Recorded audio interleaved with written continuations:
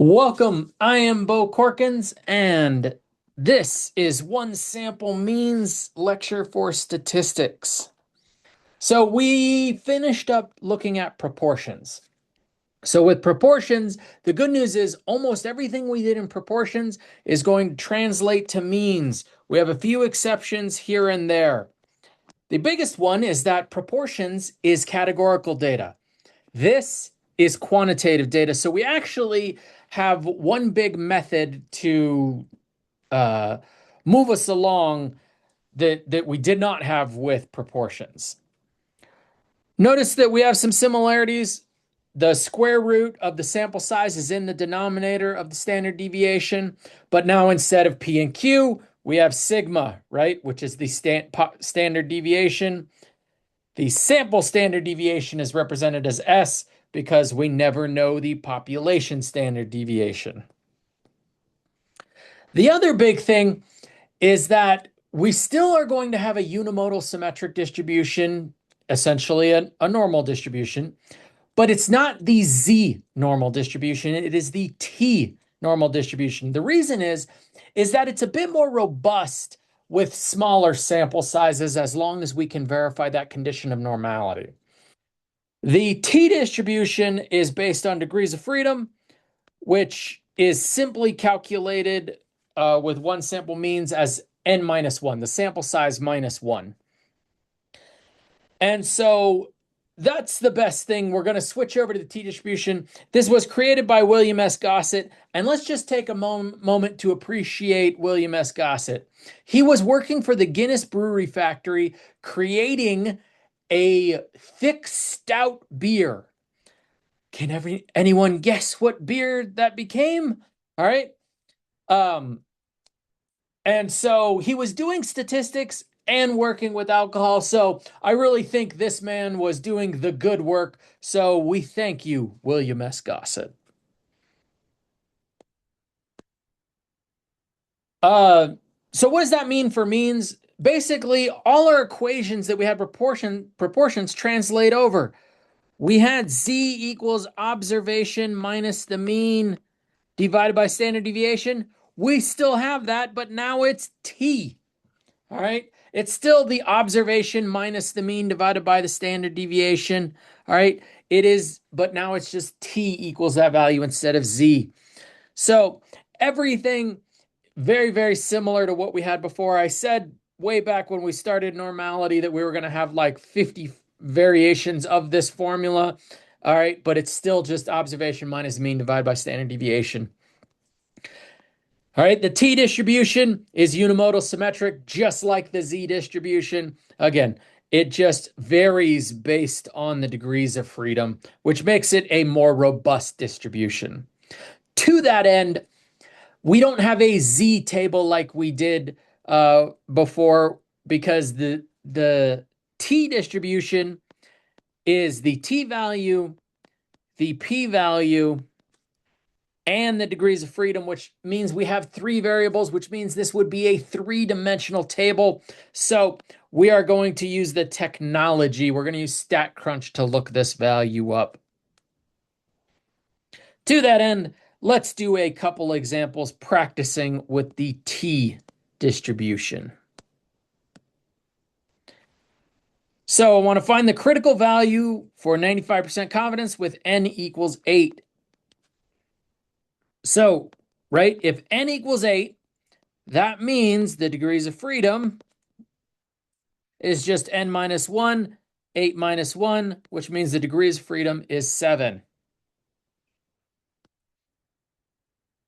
We need to keep recalling our picture. Confidence interval means 95% in the middle. But similar to the Z table, right? T table and T distributions, even in the calculators, they look up like left or right probabilities. They don't look up middle values, and we're going to look up the left probability. So if 95% is in the middle, that means 5% on the outside and 2.5% on each side. That's the value we need to actually look up. Because we are getting the critical value. That means we are looking for the T star value, just like we had the Z star value. And there's a positive and a negative of that value. All right, we only need one of them, and then we typically just drop the sign.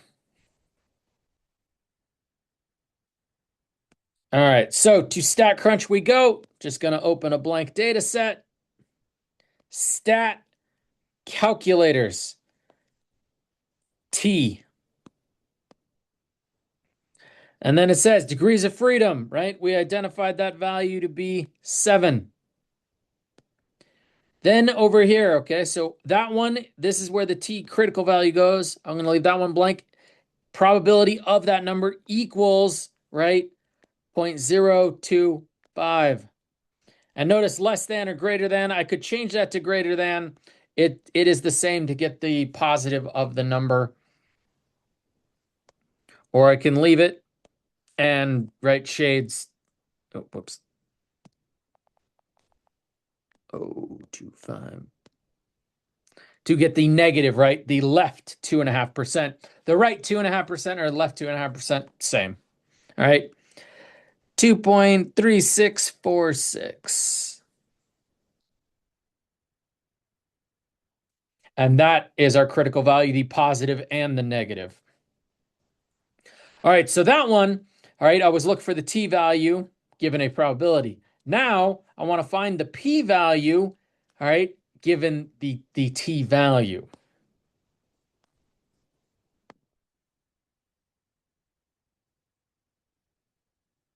So t less than or equal to 2.19. So again, just like before, 0 is the middle value when no data is specified. 2.19 would go right there. And I'm looking for the left probability, which means I'm shading all of that. This one I'm straight out told degrees of freedom is 41, right? Which means my sample is 42, but I was just given the degrees of freedom. And we can look up the p value here. So 41 degrees of freedom. And now this time I have this number. I put this number in. And I do a left probability and hit compute. 98.29. Now again, if I was looking for the greater than, I could just switch that to greater than. It's just the 1 minus, right? So it is really nice. It does the 1 minus for us, but this case, we were looking for the left probability, 98.29.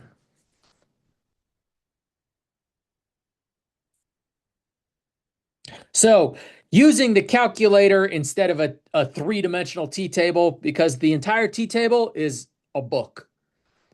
All right, so computers, much, much better there.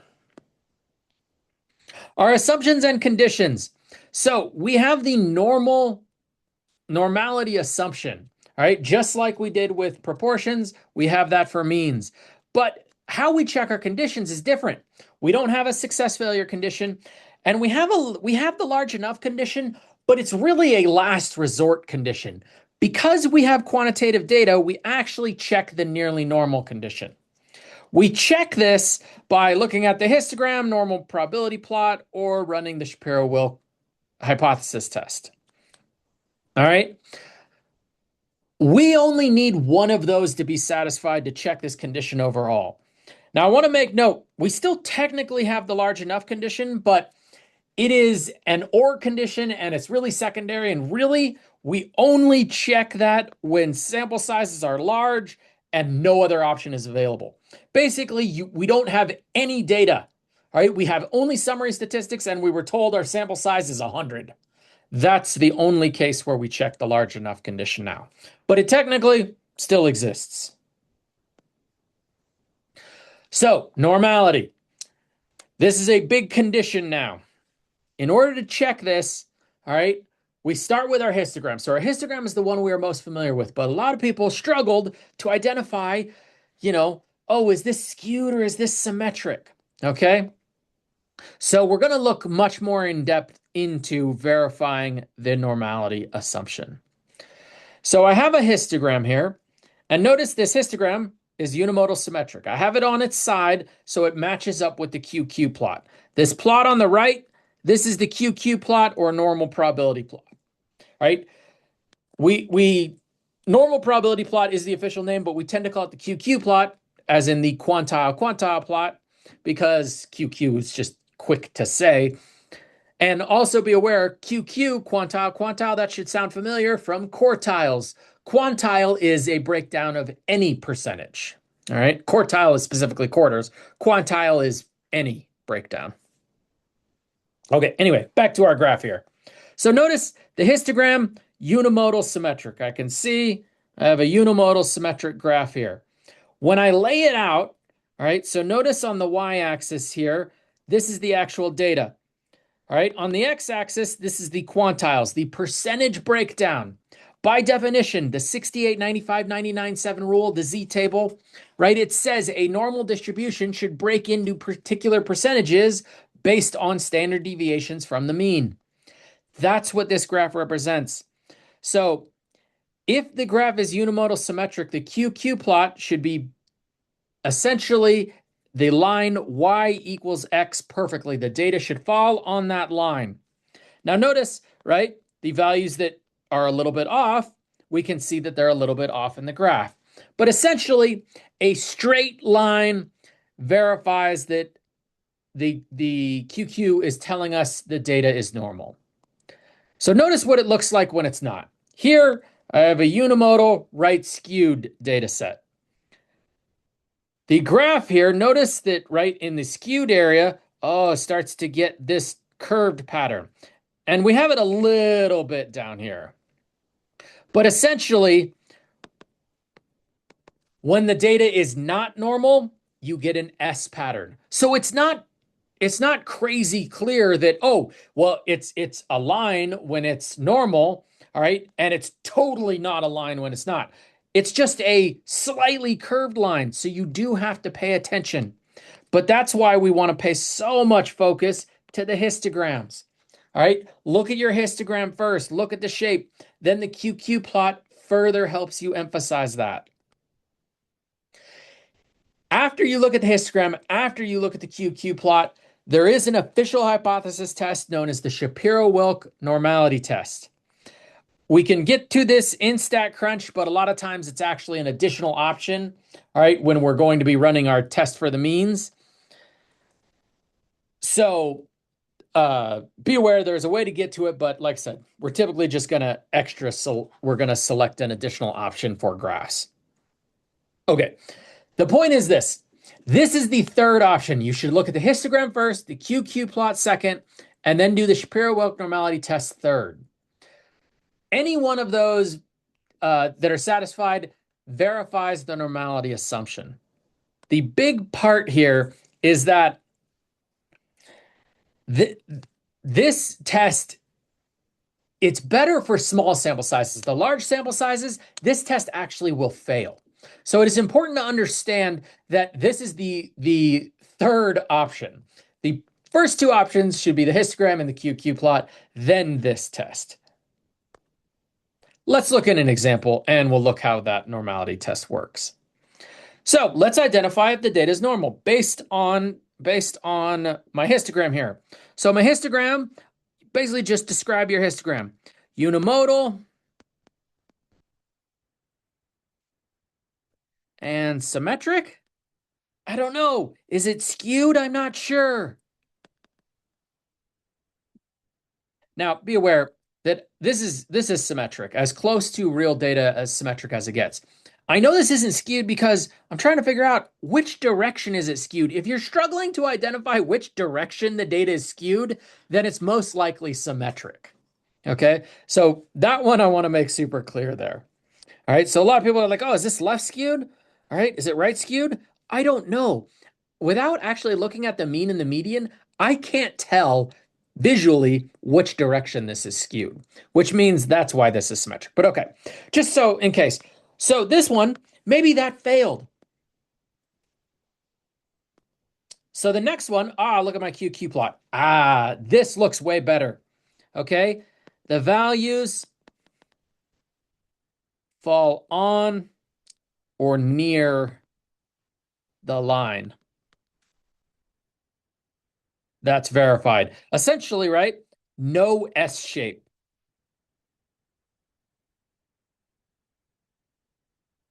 So that condition is met.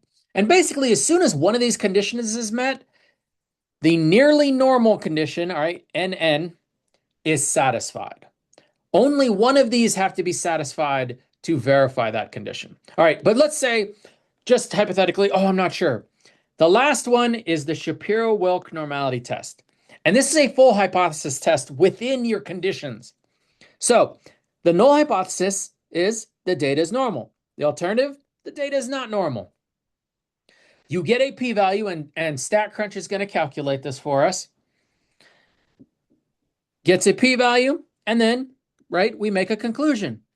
That p-value is large, right? If p is low, HO must go. If p is high, let HA fly. So, failed to reject HO at a 5% significance level.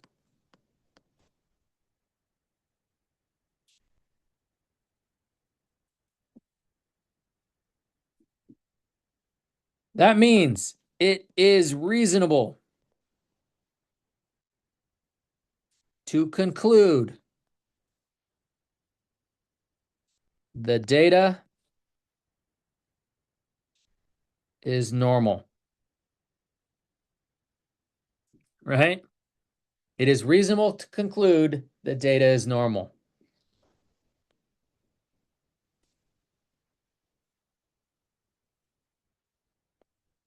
And so that condition is met. And that's basically how you check the Shapiro-Wilk. It's a simple hypothesis test. You verify the p-value, right? Reject or don't reject. And if you reject, you say the data is not normal. If you fail to reject, you say the data is normal. But the point is these are all three of these are used to check, right, the conditions for normality. Be aware, that's the conditions. Back to what we're actually focusing on. Remember, we're doing a hypothesis and test and confidence intervals for means. This is all about means. But our condition now, it's not as easy as success, failure, and large enough. Okay? It's a normality test. And so that's checking the conditions now is a much bigger deal than it, and it's easier to check, but like it's more thoroughly verified, but it's not as easy to check as comparing a number to 10, right? Okay, one sample. So I can do one sample confidence intervals for means and hypothesis test for means. Still has the basic concept. Estimate plus or minus T star now times the standard error.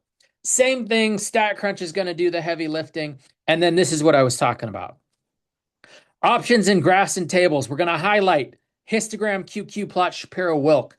So it creates these within our hypothesis test for the mean. Let's look at an example all the way through. And we have lots of new information to identify. So let's identify that, and then we'll actually look at the details of this problem.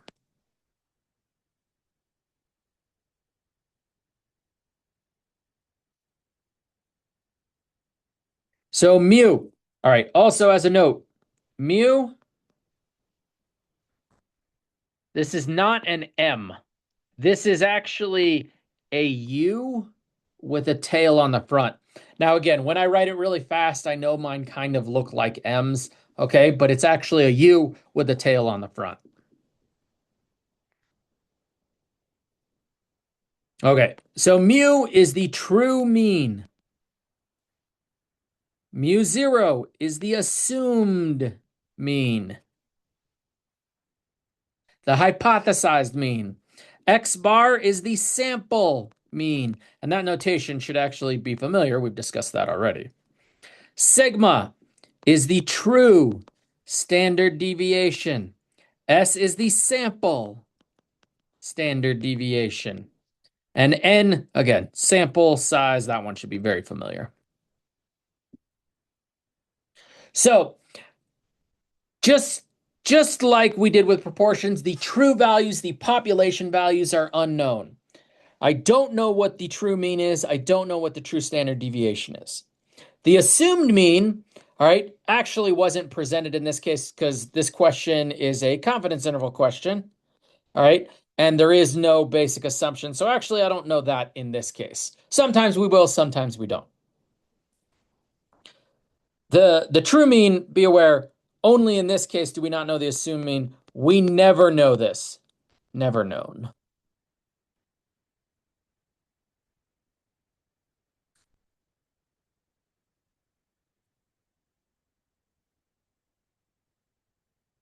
All right. Just in this case, I don't have the assumed mean though. The sample mean and sample standard deviation and sample size, right? Sample, sample, sample, all of those come out of the data.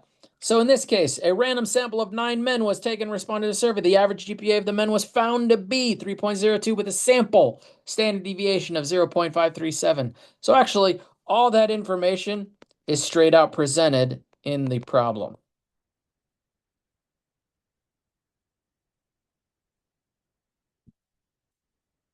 And I just want to clarify, sometimes known. Again, depends what information is presented. So all the information identified, again, new stuff, but these three should really be familiar because, right, we had three proportions: the true proportion, the assumed proportion, and the sample proportion. All right, P0, and P hat. So that's why when you say mean, when you say proportion, you have to specify which one. There are three. All right. And so you have to be very, very clear there. All right. So for this case, once the information is identified, then we need to check our conditions.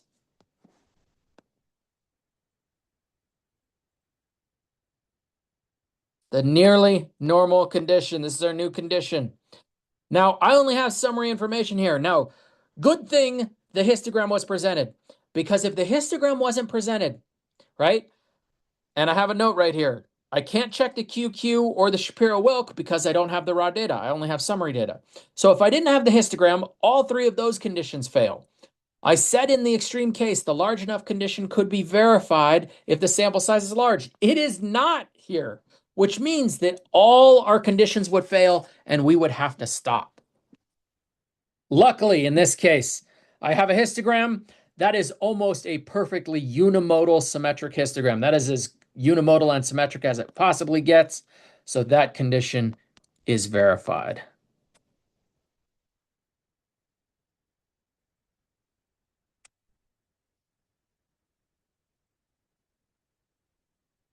Just to emphasize, QQ or Shapiro-Wilk. That condition fails. That condition fails. All right. I stress to even mention large enough. I guess we'll say it. Large enough kind of is within here. All right. And large enough is the fourth option, right? So I was like, basically, all right, you run through these until you get to, all right, the condition is satisfied. So fails, fails, fails, fails.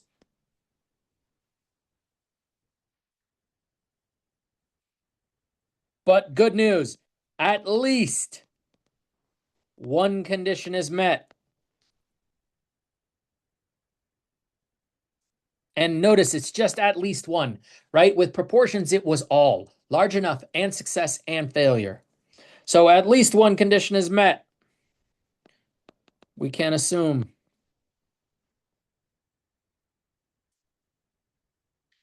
The sampling distribution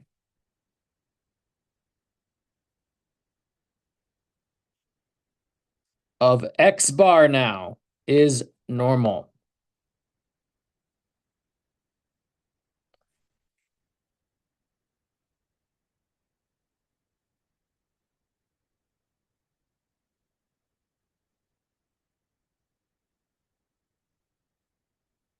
Calculations, estimate plus or minus T star times the standard error. StatCrunch is going to do the calculation for me.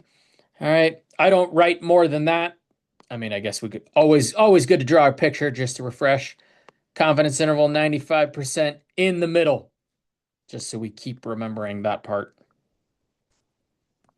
But StatCrunch is going to do the heavy lifting for me.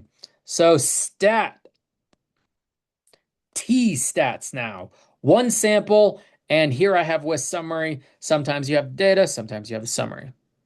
All right, so go put in our values.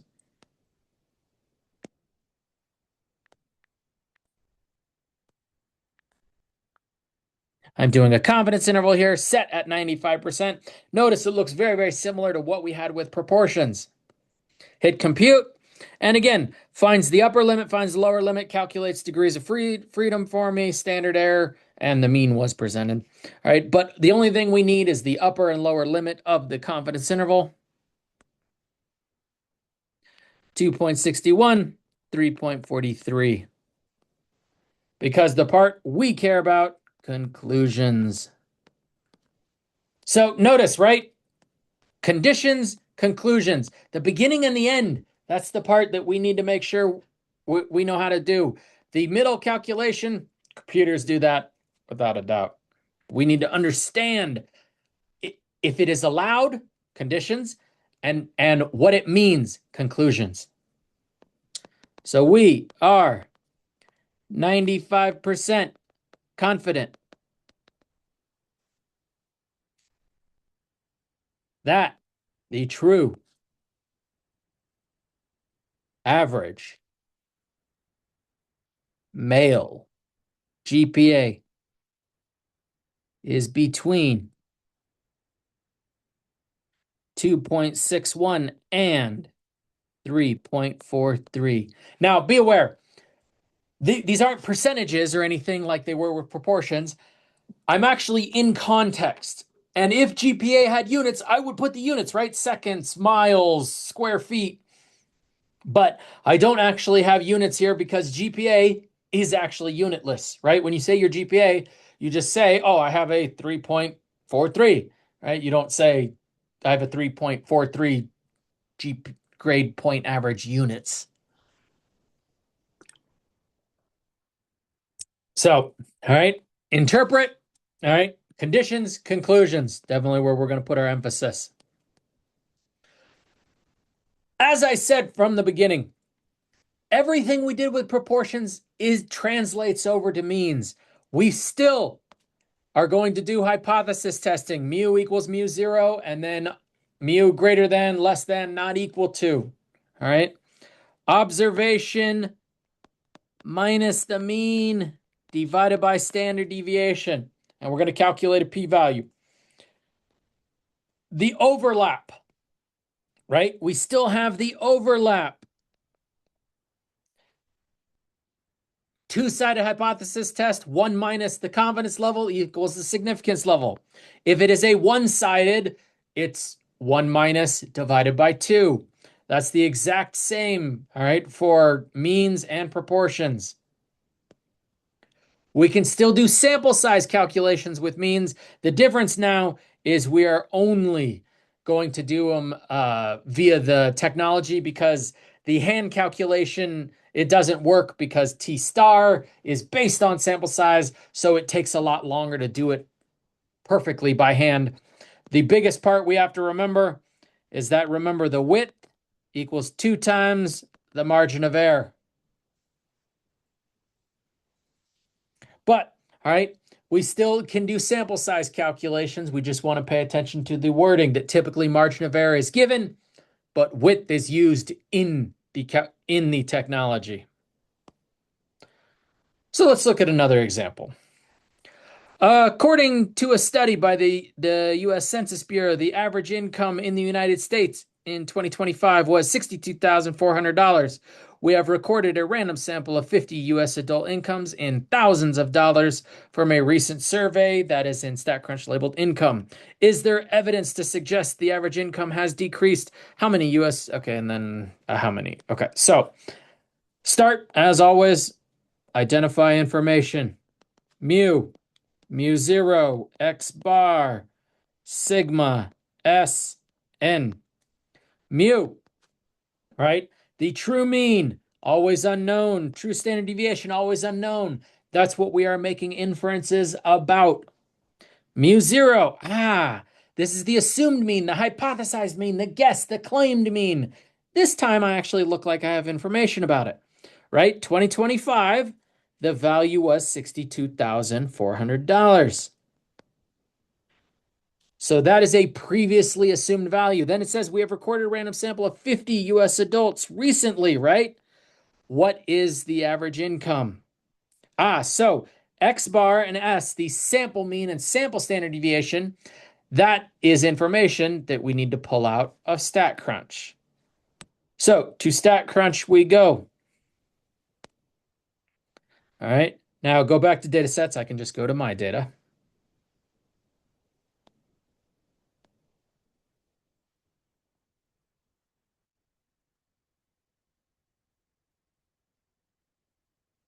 Now notice this already. I noticed the value 64.157, 61.65. Okay. Notice what it said. All right. We have recorded a random sample of 50 US adult incomes in thousands of dollars. So it was in thousands, which means you have to make sure that you move the decimal when you pull it out. All right. Or when we go into StatCrunch, we need to make sure we input the decimal appropriately. That's the only trick, all right? It's just making sure how values are recorded and the context associated. All right, so I need my mean and my standard deviation, so I'm going to just go to stat, summary stats, columns, right? How we get our data. I'm going to select my income. And I don't need to change that this time because I just need the mean and standard deviation. 62,587.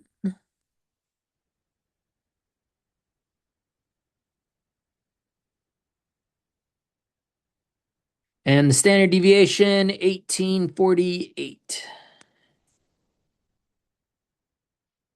Now, again, notice that the value was 1.4848. I'm moving the decimal because I'm keeping all the values in context. It helps with your interpretation. All right. You want to make sure that you have it in context, but when we go into StatCrunch, we're going to have to make sure we move our decimal back.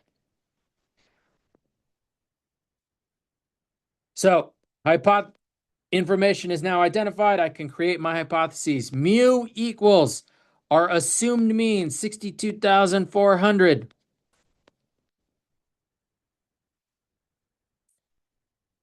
Now, be aware, I jumped right into doing a hypothesis test because I know this is a hypothesis because of the question in part A. Now I'm actually on part A. Is there evidence to suggest the average income has decreased? Is there evidence? Can you show? Can you prove? That's what indicates this is a hypothesis test. Also, notice it does not say do a confidence interval or estimate with confidence. If it doesn't say the word confidence, most likely we're doing something about hypothesis testing, but this type of wording is there as well. Also notice it says decreased. That means my alternative hypothesis is a less than. After hypotheses, conditions, conditions, conditions. Nearly normal condition. But the big thing is that now we actually do this. We kind of weirdly check our conditions within. So to StatCrunch we go.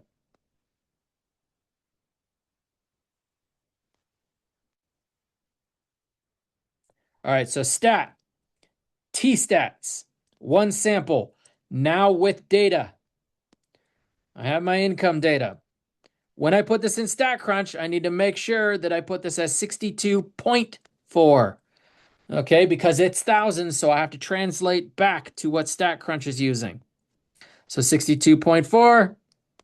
Now here in my optional graphs and tables, I want my histogram, my QQ plot, and my Shapiro-Wilk normality test. And this is what I was talking about, that I don't have to run them separately. It actually runs them within. Now, it's sort of weird because, it ran the hypothesis test, but I have to check my conditions within this. I can clearly see my histogram looks unimodal and symmetric.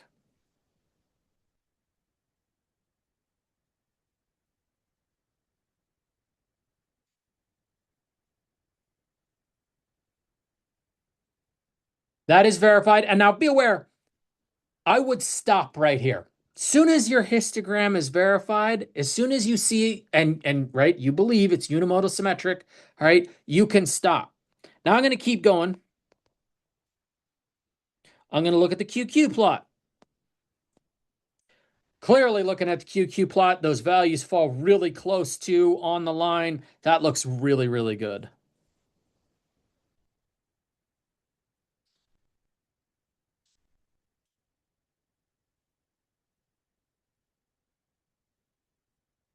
Those are all met.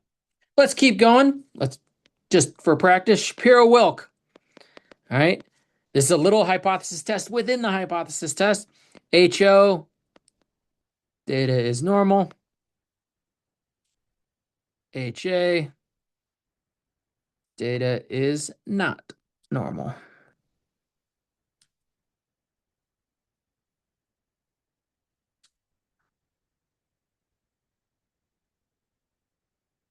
P-value, all right, is 8053.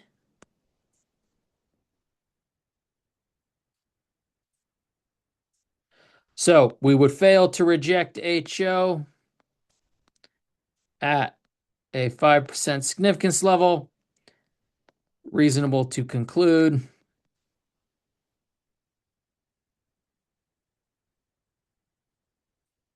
data is normal. And so that one is met. So notice that these are OR conditions. All right. The first one is met, and the second one, and the third one. All right. And again, I don't even bother checking the large enough condition. So the sample size is 50, which is reasonably big.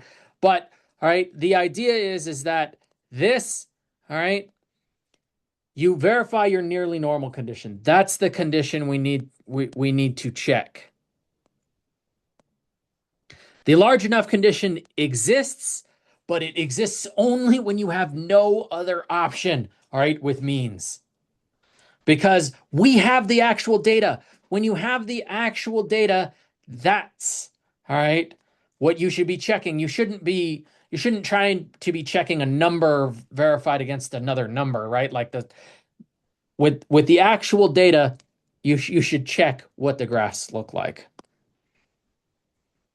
All right, so, but same thing, at least one condition is met, right? And I can always say that because, well, three conditions were met here, but at least one covers three.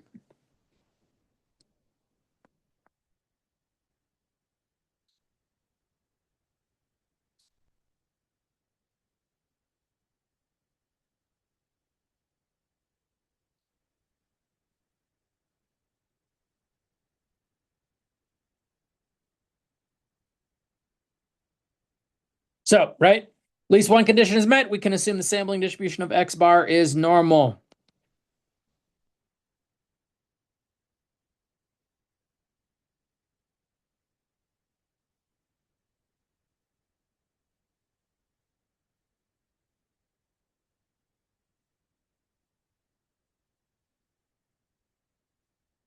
So just be aware what our picture looks like here, right?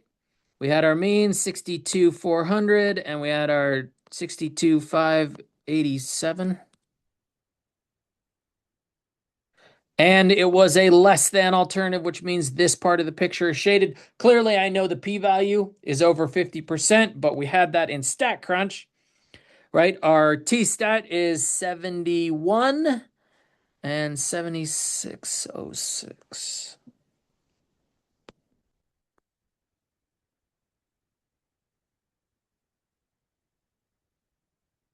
And then remember, we have our rule.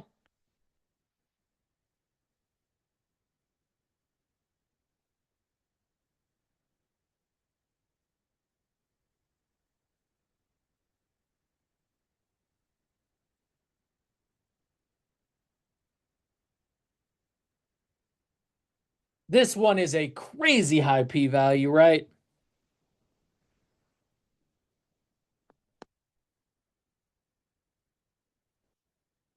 So we would clearly fail to reject HO at a 5% significance level.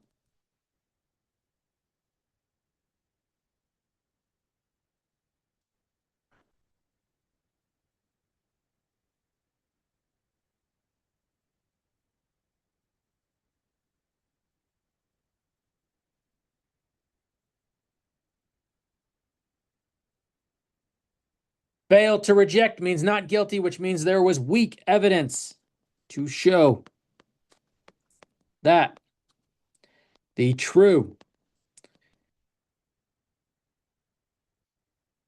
average U.S. adult income in the U.S. has decreased from $62,400. So notice that in StatCrunch, right, we had that as 62.4. But in context, when you interpret, you should always be using the actual numbers. I mean, technically, I guess you could say $62.4 thousand.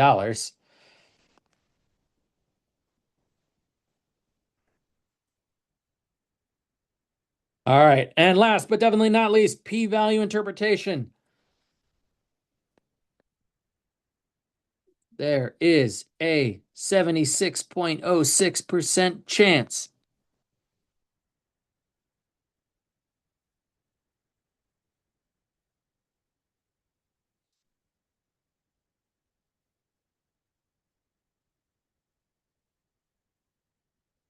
that we would randomly observe.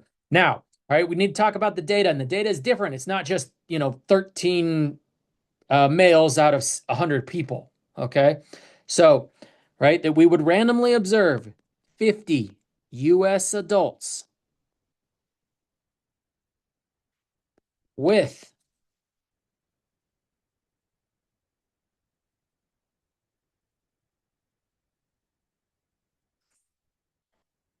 an average income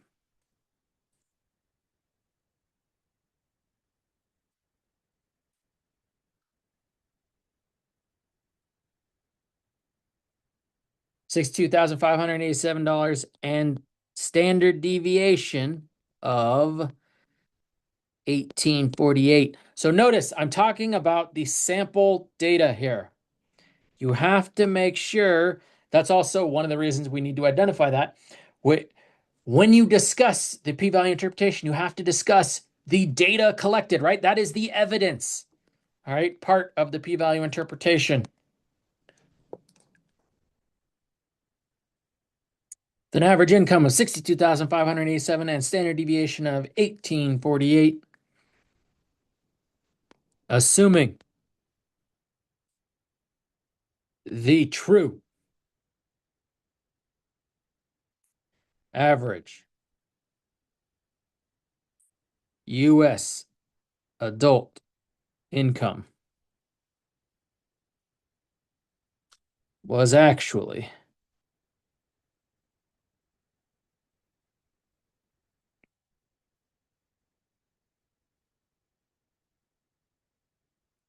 $62,400 or more. Remember, all right, there is a hidden greater than or equal to for the null hypothesis. That says 62,400 or more, right? Greater than or equal to.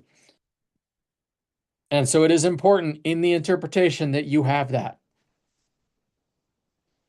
When it is a two-sided, that's when we leave it equal to that number. But when it is a one-sided, you have to make sure you have the or more. All right. So that was part A, right? Part B, how many US adults must we collect to have 95% confidence of estimating the true mean income within $500? How many? This is a sample size calculation question.